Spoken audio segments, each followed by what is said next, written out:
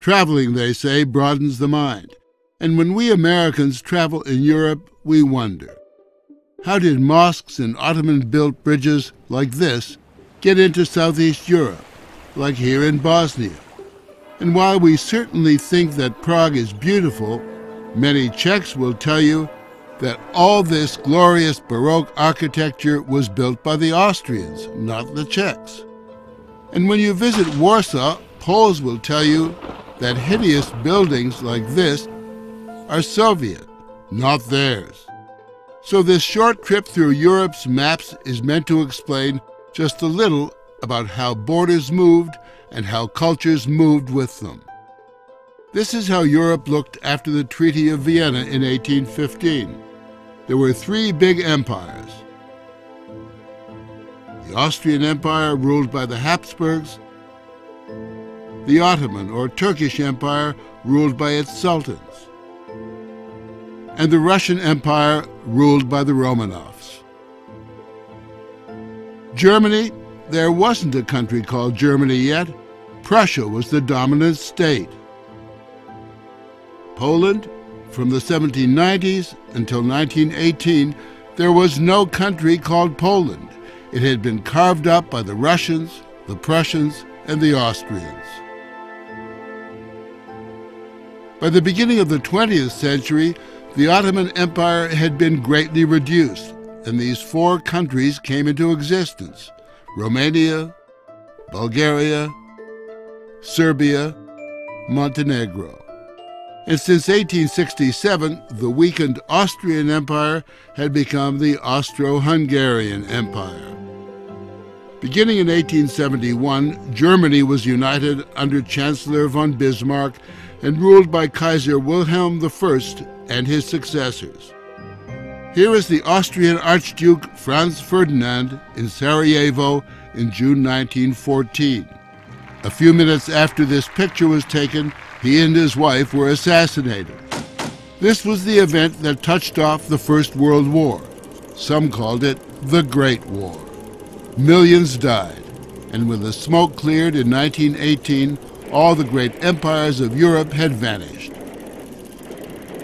At the Treaty of Versailles in 1919, the victorious Allies had redrawn the map of Central Europe. Russia became the Soviet Union, led first by Lenin, then Stalin. Germany became a democracy, but the Weimar Republic was hated by the country's extreme right as well as the extreme left. And Germany's first democracy was born in a time of economic upheaval, social instability, and political assassinations.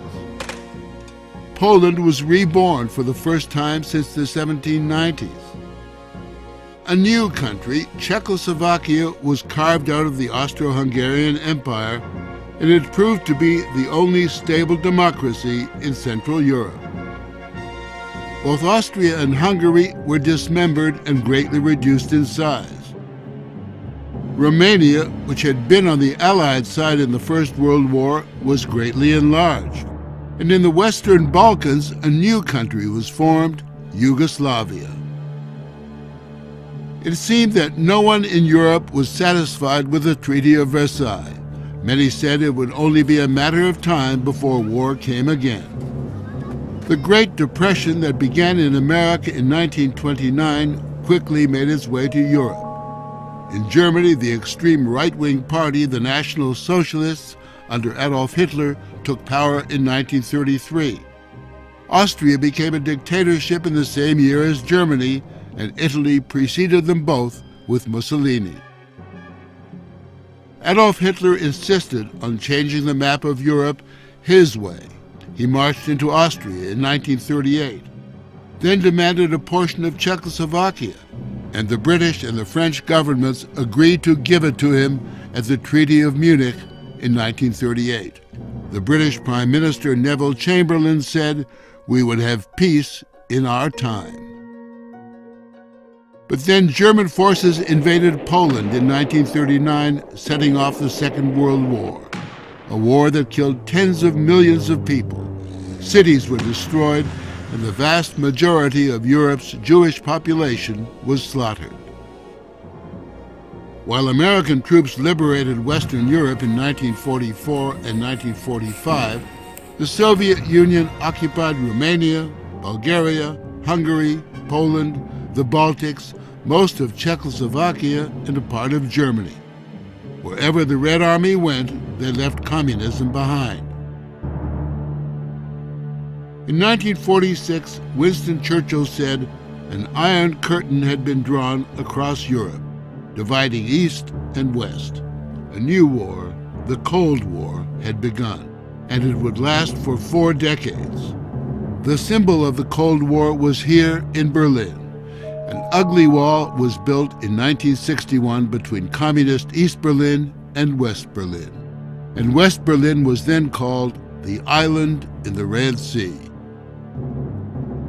But in 1989, communism collapsed in Central Europe, and 2 years later, in 1991, it collapsed in the Soviet Union as well. The Czechs and Slovaks went their separate ways peacefully in 1993.